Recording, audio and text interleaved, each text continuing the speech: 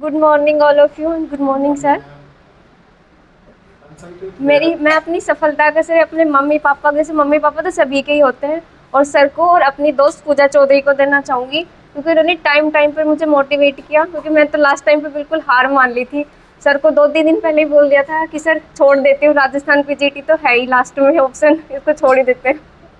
फिर सर ने कहा नहीं नहीं तुम जाओ, तुम्हारा पक्का होगा। यहाँ पे सब मुझे चेतना, सोनू दीदी और गरिमा सब कहते रहते थे कि तुम्हारा होगा, तुम जाओ। लेकिन मैं फिर भी अंदर ही बिठा के बैठी दिमाग में कि नहीं होगा तेरा, तो रह ही जाएगी आखिर में। तो फाइनली हो गया, मैं खुश हुई से। तो बहुत मेहनत की, उसका रिजल्ट मुझे मिल गया। घर पे भी सब कहते रहते कि होगा तेरा होगा। मेरी दोस्त हमेशा बोलती थी कि तेरा पक्का होगा, तू देखना असिस्टेंट प्रोफेसर जरूर बनेगी, और मैं बन गई फाइनली। और जब मैं सबसे पहले, मुझे सर के बारे में कुछ नहीं पता था, मेरी दोस्त थी वो हमेशा चेक करती रहती थी वहाँ बैठी बैठी कि कोचिंग करेंगे दिल्ली में, तो उसने बताया कि यहाँ चलते हैं दोनों। मैंने सोचा ये जा रही है तो इसके पीछे पीछे तू भी चल ले। फिर वो आई थी नंदिता यहाँ कोचिंग करने, फिर मैं उसी के साथ साथ मैं आ गई थी 2019 में ही।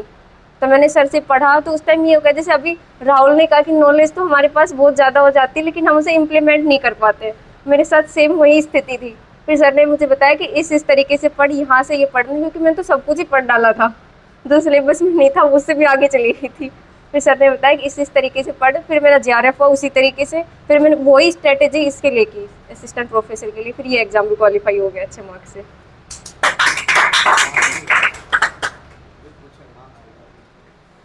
मेरे 77% मार्क्स थे, जेआरएफ में 75% और इसमें 77।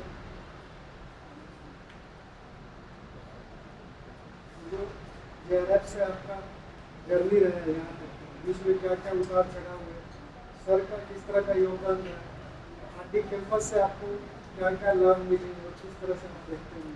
मैं जेआरएफ होने के बाद ना मैं यहाँ से चली गई थी, लेकिन सर बीच बीच में मुझे कांटेक्ट करते रहते थे कि क्या कर रही है क्या नहीं। फिर बीच में ये DSSS पीजीटी का एग्ज़ाम आया, मैंने वो दिया लेकिन वो 5 नंबर से मैं पीछे रह गई थी उसमें। तो उस टाइम लगा कि रह गई है पीछे, अब तो कोई ऑप्शन भी नहीं दिख रहा था आगे। फिर उसके जस्ट पीछे कुछ दिन बाद ये वाली वैकेंसी आ गई थी, उसमें हुआ। फिर मैंने सर के पास वापस कॉन्टैक्ट किया कि सर वैकेंसी आ गई है, फिर सर ने बताया अच्छे से पढ़ना हो जाएगा।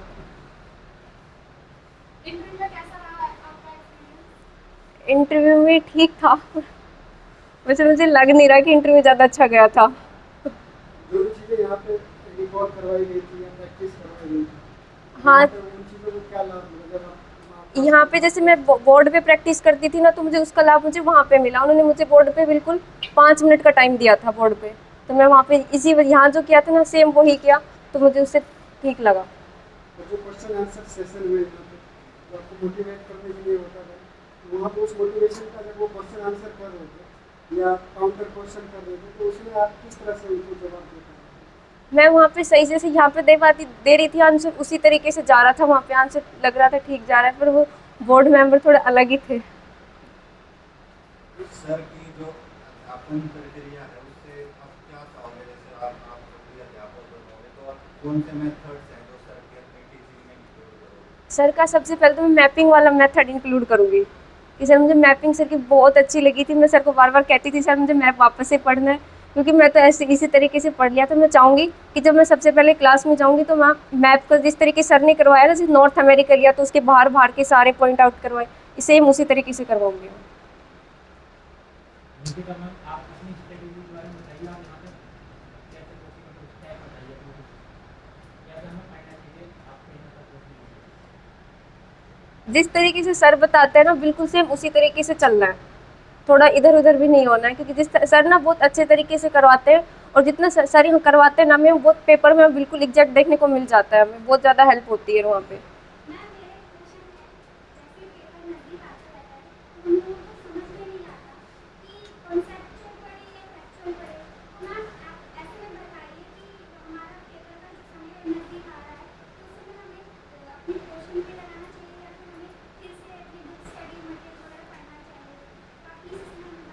लास्ट टाइम पे तो प्रीवियस ईयर पेपर ही कर लेने चाहिए। हाँ,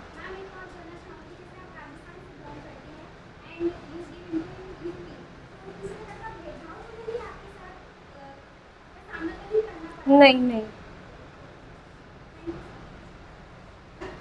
है?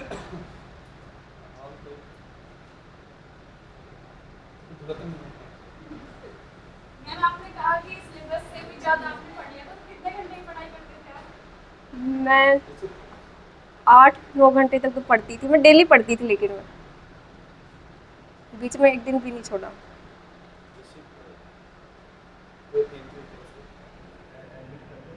गीता मैम, अभी आपने बताया प्रीवियस ईयर को सबसे पहले इम्पोर्टेंस देनी चाहिए। प्रीवियस ईयर के साथ अगर हम कोई एक एक्स्ट्रा बुक ले चले फर्स्ट पेपर के लिए, मैं फर्स्ट पेपर की बात कर रहा हूँ यहाँ पे, क्योंकि सब्जेक्ट्स तो सबके अलग ही होते हैं सेकंड पेपर के।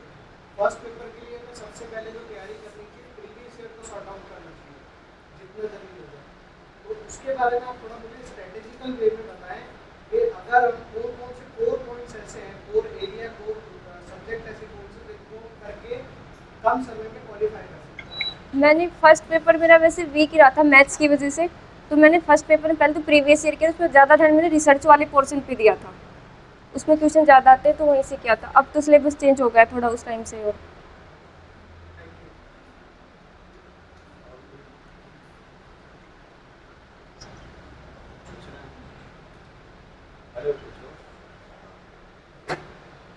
आप ये बताइए आगे कैंपस में कैसे मतलब आपको पता चला आपने, और वहाँ का बच्चों का मतलब व्यवहार, माहौल, सब कुछ ही कैसा लगा मतलब मैं याद आती थी? RD कैंपस के बारे में मेरी दोस्त ना उसने बताया था मुझे, वो कोचिंग करने आई थी, मैं उसी के साथ आई थी। उसको उसके भाई ने बताया था, तो हम दोनों साथ में ही आए थे। फिर यहाँ पे आई तो बच्चों का व्यवहार भी अच्छा था, और इस बार तो मुझे बहुत अच्छा लगा 1 महीना रह के यहाँ पे। हमारे सर के बारे में बताइए कुछ, सर का मतलब सर ने तो मेरा बहुत ज़्यादा साथ दिया। उस टाइम JRF, उस टाइम मैंने सर को बोल दिया था कि सर इस बार JRF नहीं होगा ना तो नेट का एग्ज़ाम नहीं दूंगी। सर ने कहा नहीं होगा तुम्हारा। तो सर उस टाइम भी सर ने मेरा साथ दिया। फिर बीच में मैं चली गई तो सर बीच बीच में भी कॉन्टैक्ट करते रहते थे कि क्या कर रही है, किसकी तैयारी कर रही है।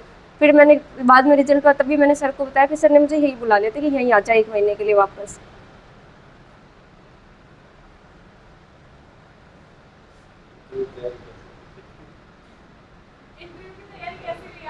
और इंटरव्यू की तैयारी मेरी बहुत अच्छी रही। मैं बहुत अच्छा मानती हूँ कि मैं 1 महीने पहले यहाँ आ गई, तो मुझे वो टाइम मुझे बहुत हमेशा याद रहेगा और बहुत अच्छा लगा था मुझे आने के। बताइए जो आपने इंटरव्यू में पूछे गए। इंटरव्यू में मुझसे एक तो पूछा था कि माइनर प्लेट कौन कौन सी, तो मैंने नजका का नाम लिया। तो उन्होंने कहा ये तो हमारे एग्जाम में आया, इसके अलावा कुछ और बताओ। तो मैंने फिलीपाइंस प्लेट बता दिया। फिर उन्होंने कहा कि प्लेट की जो डायरेक्शन है वो हमें बोर्ड पे नहीं समझनी, अपने हाथों के मूवमेंट से बताओ। तो वो बता दिया था मैंने। फिर उन्होंने ह्यूमन ज्योग्राफी से क्वेश्चन पूछे, प्रैक्टिकल से भी पूछे थे क्वेश्चन। तो आपने कितने आंसर दिए थे, कितने में सही बोला? मैंने प्लेट टेक्टोन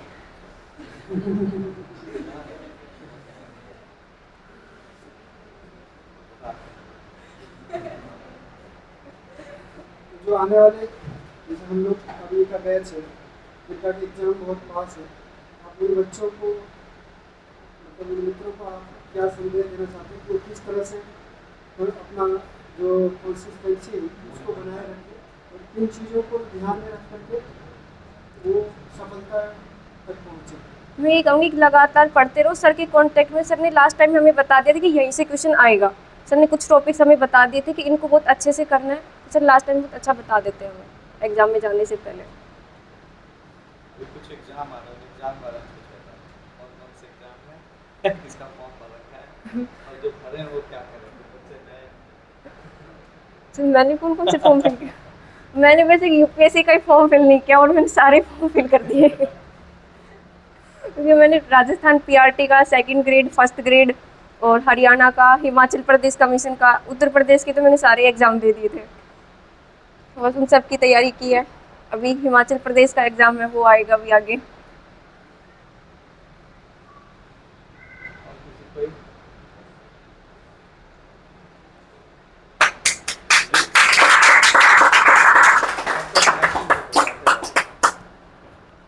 मैं ये कहना चाहूँगी कि लगातार पढ़ते रहो। लगातार पढ़ने से इस मेहनत जरूर, सफलता जरूर मिलेगी।